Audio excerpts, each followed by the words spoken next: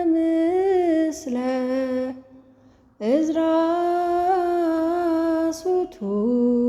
ሱቱኤል ጽዋአ ልቡና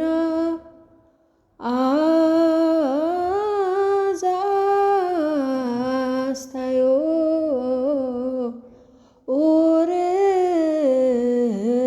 ኡርኤል መልአክ። ሁላችንም በአንድም በሌላ መንገድ ያገኘነው እውቀት ይኖረናል። የተለያየ እውቀት ይኖረናል እንጂ ያለምንም እውቀት የሚኖር ሰው የለም። ስለ ሁሉም ነገር የሚያውቅም የለም። ግን ጸሎት የሌለበት እውቀት ካለማወቅ ይሻላል ብዬ አላስብም።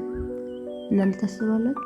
ለምሳሌ አንድ በጣም የሚያምር ትልቅ ቤት አጥር ሳይሰራለት ቢቀር ያንን ቤት ሌቦች በቀላሉ ሊዘርፉት ይችላሉ። ዝም ብሎ ሜዳ ላይ ስለተቀመጠ ማንም ሰው ወደ ቤቱ ይገባል።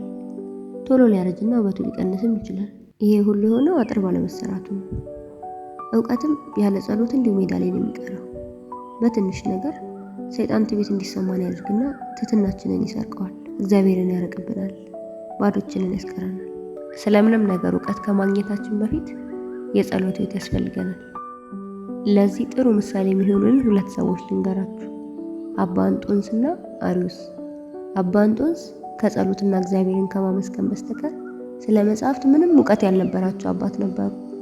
አርዮስ ደግሞ በጣም ሊቅ ከሚባሉ መምህራን አንዱ ነበር።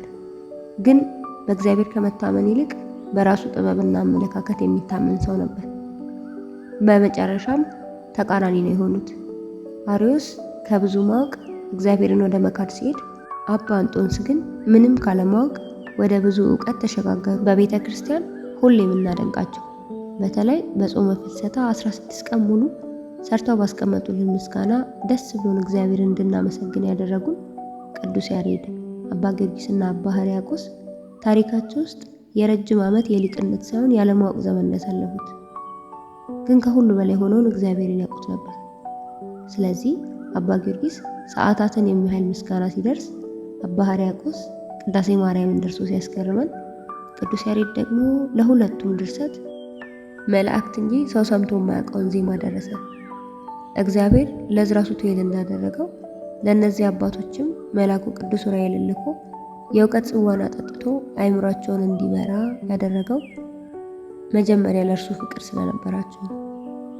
ብዙዎቻችን ትምህርቴን ማንበብ አለብን ብለን እግዚአብሔርን ጊዜ እየነሳነው ቆይተናል።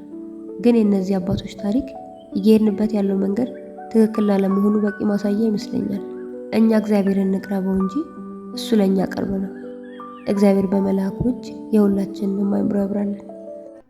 እዝራ